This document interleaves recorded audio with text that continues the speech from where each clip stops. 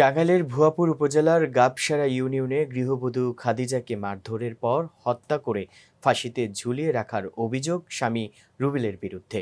পরে থানা পুলিশকে না জানিয়ে হত্যার ঘটনাকে আত্মহত্যা বলে ঘরোয়া সালিশ ও নগদ টাকা জরিমানা করেন গাবসারা ইউনিয়ন পরিষদের চেয়ারম্যান শাহ আলম আকন্দ শাপলা। এতে এলাকার চাঞ্চল্যের সৃষ্টি হয়েছে। নিহত গৃহবধূ গাবসারা ইউনিয়নের নিকলাপাড়া গ্রামের মিনা ব্যাপারীর মেয়ে খাদিজা। হত্যায় অভিযুক্ত স্বামী একই ইউনিয়নের মেঘার পটল গ্রামের কুদ্দুসের ছেলে রুবেল।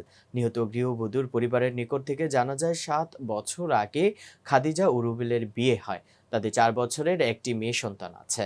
বিয়ের পর থেকে স্বামী রুবেল বিভিন্ন সময় খাদিজাকে মারধর করত।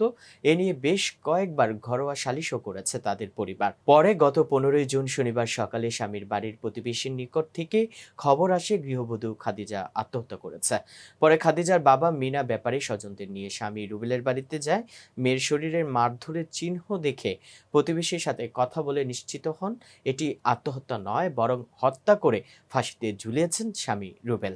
পরে ঝুলন্ত লাশ রেখে পালিয়ে যায় স্বামী রুবেল ও তার পরিবার।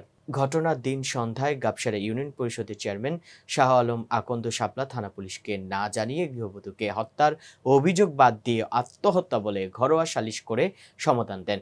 এতে স্বামী রুবেলের কাছ থেকে ক্ষতিপূরণ হিসেবে মেয়ের বাবাকে ৬ আনি স্বর্ণের দাম মাত্র ৪০,০০০ টাকা দেওয়া হয়। ঘটনায় অসন্তোষ প্রকাশ করেছে স্থানীয়রা। আমার বোন তোমার জানা নাই কেমন না জানায় তোমার দূর বস্তু সকালে মোট ৭টার সময় মূর্তিটা আমরা জানি না জানি না বাড়ির আশেপাশে লোক ফোন দিছে। তারপরে আমরা গেছি, যা আমার তো দিয়েছে শুনি যে বালিশ মুখে মুখে সাবা ধরা গলা থেকে মাইরা লাগছে।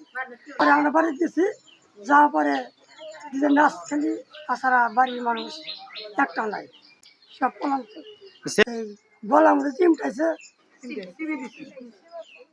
ঘুষাইছে।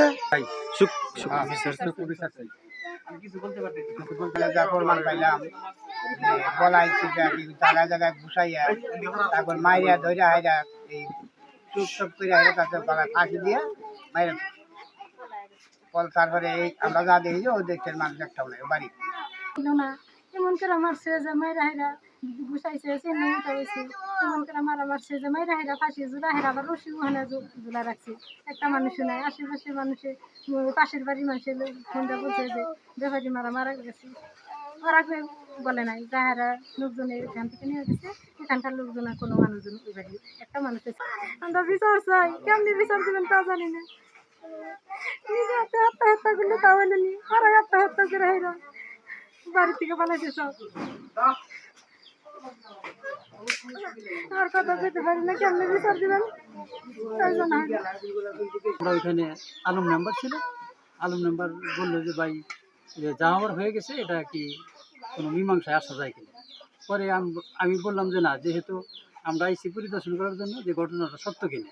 আমরা দেখলাম, বাড়িতে যাই, তাদের গার্জিয়ান আছে এবং এই এলাকার মাইমাতব্বর আছে, তাদের সাথে পরামর্শ করে যেটা হয় সেটা আমরা দেখি। ইতিমধ্যে চেয়ারম্যান ফোন দিল যে কী অবস্থা, বললাম যে এই অবস্থায় দেখলাম আমি। তো যাই হোক, পরে চেয়ারম্যান সব বললো যে আমি আসি, পরে এই পর্যন্ত আমি জানি আর কি। ভুয়াপুর থানা অফিসার ইনচার্জ আহসান উল্লাহ বলেন, ঘটনা শুনেছি, মেয়ের পরিবার অভিযোগ দিলে প্রয়োজনীয় আইনগত ব্যবস্থা গ্রহণ করা হবে। দর্শক, ভিডিওটি ভালো লেগে থাকলে অবশ্যই লাইক কমেন্ট শেয়ার করে কাজী টিভি নিউজ 24 এর সাথেই থাকুন এবং সবার আগে সকল আপডেট পেতে ভিজিট করুন www.kazitv news24.com।